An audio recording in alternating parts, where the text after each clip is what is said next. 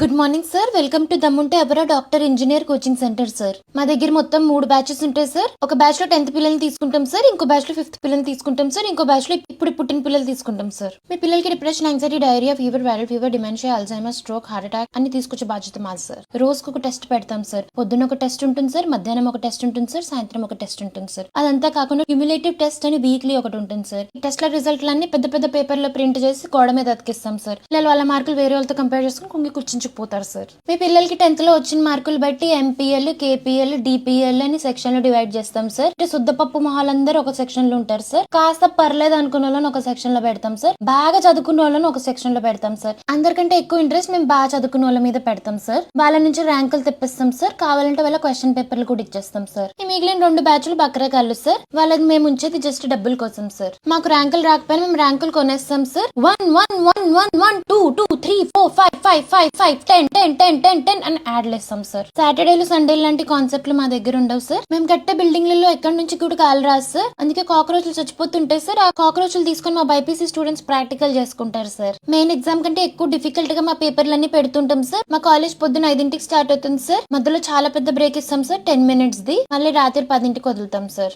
College పేరు మీద city నిండా గల్లీ గల్లీకి ఒక జైలు లాంటి బిల్డింగ్ కట్టేసాం సార్. మేము మా దగ్గర చదువుకున్న పిల్లలకి చాలా మందికి ఎందుకు బతుకున్నాం రా బాబు అనిపిస్తుంటుంది సార్. అందుకే కొన్నిసార్లు